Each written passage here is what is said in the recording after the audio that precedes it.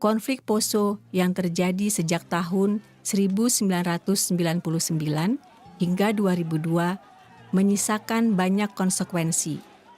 Sebagaimana tempat konflik lain seperti Mindanao, Poso juga menjadi rumah yang strategis bagi para teroris. Di Gunung Biru, hingga saat ini dijadikan tempat berlatih Mujahidin Indonesia Timur atau bisa disingkat MIT.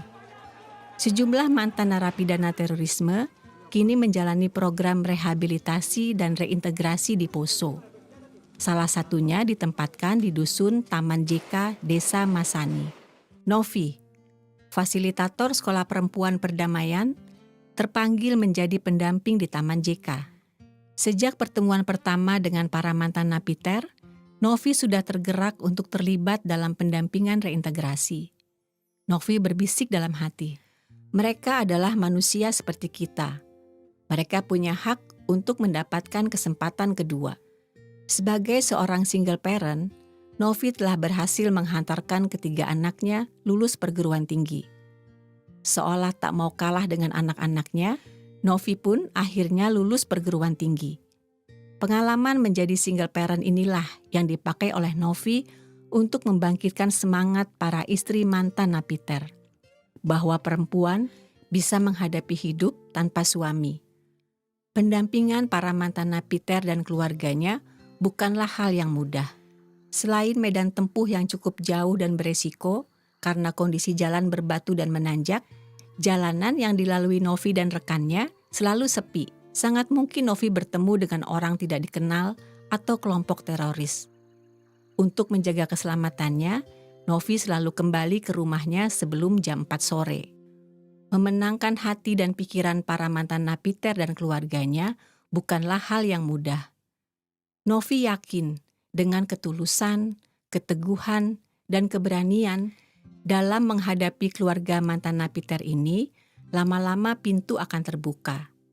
Sebagai seorang perempuan pembangun perdamaian, Novi menyadari bahwa pendekatan kemanusiaan adalah kunci keberhasilan. Masih tingginya ketergantungan para istri napiter kepada suami mereka, ditambah kuatnya doktrin bahwa perempuan harus di rumah.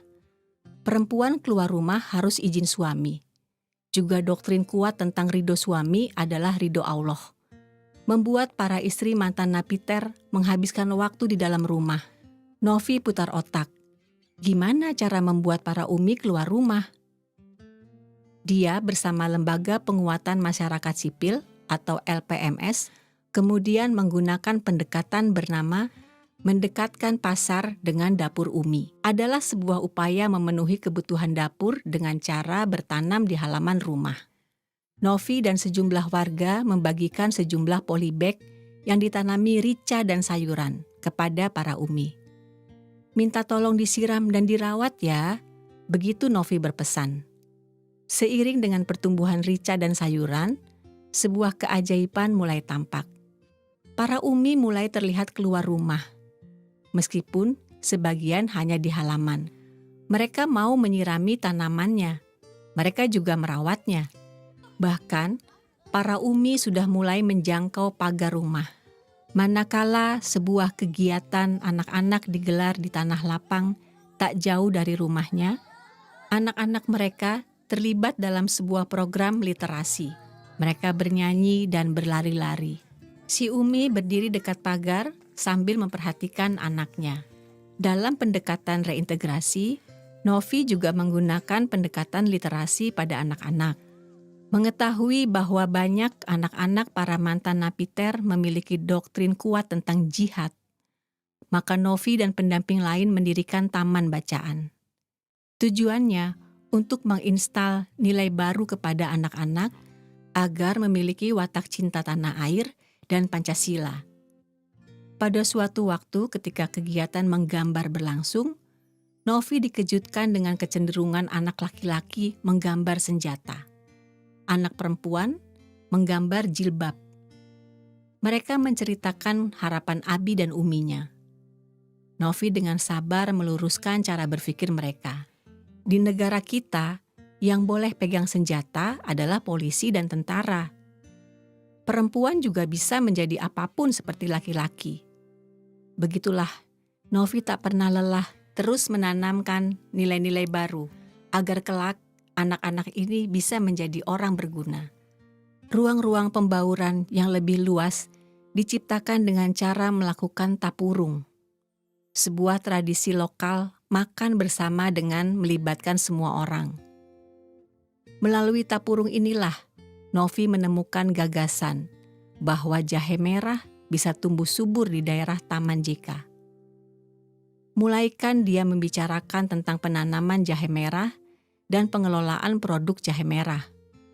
Para UMI dan warga lokal bersama-sama mengelola program jahe merah. Disinilah ruang pertukaran terjadi. Interaksi dengan semua warga terjadi, sehingga semakin tipis sekat antara orang-orang lokal dan para pendatang baru. Naluri Novi sebagai perempuan peace builders terus berkembang untuk mengajarkan tentang pentingnya menerima perbedaan. Pondasi yang diberikan oleh Aman Indonesia dalam program Sekolah Perempuan Perdamaian tampaknya begitu kuat mempengaruhi cara berpikir dan bertindak Novi, di mana kunci sebuah masyarakat yang resilient adalah kemauan menerima perbedaan yang ada. Sebagai single parent yang dianggap cukup sukses, Novi tak henti-hentinya memompakan semangat para UMI untuk menjadi perempuan aktif, berusaha bertahan hidup meski suami tidak bersamanya, dan terus meyakinkan bahwa anak-anak memiliki masa depan yang harus didukung oleh ibunya. Dengan ketulusan, keteguhan, dan keberanian, sedikit demi sedikit gunung es dalam hati para UMI bisa diluluhkan. Para suami yang juga aktif dalam program bertanam dan beternak ayam juga mulai membuka diri. Bahasa kemanusiaan memperlakukan para mantan napiter dan keluarganya dengan manusiawi, akan menciptakan kepercayaan dan membuka interaksi. Novi membuktikan bahwa pendekatan perempuan lebih luas. Dengan genuinitasnya, perempuan mampu menciptakan narasi-narasi yang meluluhkan hati, menemukan pendekatan sensitif pada kebutuhan perempuan, dan menuntun para UMI untuk ikhlas kembali kepada masyarakat.